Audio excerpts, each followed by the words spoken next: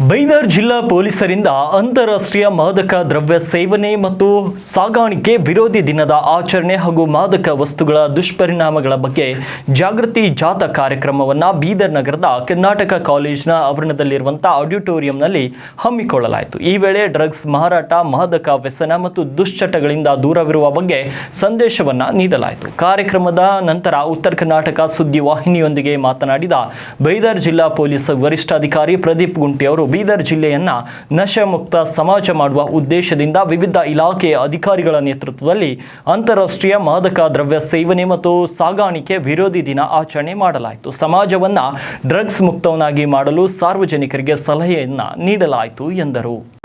ಬೀದರ್ ಸಮಾಜವನ್ನು ನಶೆ ಮುಕ್ತ ಸಮಾಜವನ್ನು ಮಾಡಬೇಕೆಂದು ಇವತ್ತು ನಮ್ಮ ಪೊಲೀಸರು ಹಾಗೂ ಮುನ್ಸಿಪಲ್ ಕೌನ್ಸಿಲರು, ಎಲ್ಲ ಚೇರ್ಮನ್ ಹಾಗೂ ಬ್ರಿಮ್ಸ್ ವೈದ್ಯಾಧಿಕಾರಿಗಳು, ಮನೋತಜ್ಞರು ಹಾಗೂ SBI ಅವರು ಹಾಗೂ ಡ್ರಗ್ಸ್ ಕಂಟ್ರೋಲು ಆ್ಯಂಡ್ ರೈಲ್ವೆ ಪೊಲೀಸರು ಎಲ್ಲರೂ ಸೇರಿ ಒಂದು ಕಾರ್ಯಕ್ರಮವನ್ನು ಆಯೋಜಿಸಿದ್ದೇವೆ. ಮೊದಲನೇದಾಗಿ ನಮ್ಮಲ್ಲಿದ್ದ ದೀನ್ ದಯಾಳ್ ನಗರನ್ನು ಆಯ್ಕೆ ಮಾಡಿ ಅಲ್ಲಿಂದ ಪಬ್ಲಿಕ್ ಒಟ್ಟಿಗೆ ನಾವು ಇವತ್ತು ಸಂಪರ್ಕ ಮಾಡಿದ್ದೇವೆ. ಅವರ ಅಹವಾಲುಗಳನ್ನು ಹೇಳ್ಕೊಂಡಿದ್ದಾರೆ. ಅಲ್ಲಿ ಯಾರಾದರೂ ಡ್ರಗ್ಸ್ ಮಾರಕ್ಕೆ ಬಂದರೆ ಅವರ ಮಾಹಿತಿ ಕೊಡಿ ಅಂತ ನಾವು ಅವರಿಗೆ ಬೇಡ್ಕೊಂಡಿದ್ದೇವೆ. ಅವರು ಸಹಕಾರ ನೀಡ್ತೇವೆ ಅಂತ ಅವರು ಹೇಳಿದ್ದಾರೆ. ಒಟ್ಟಿನಲ್ಲಿ ಫುಲ್ ಬೀದರ್ ಸಿಟಿಯನ್ನು ನಾವು ನಶೆ ಮುಕ್ತ ಮಾಡಬೇಕಂತ ಮುಂದಕ್ಕೆ ಹೋಗ್ತಾ ಇದ್ದೇವೆ. Thank you.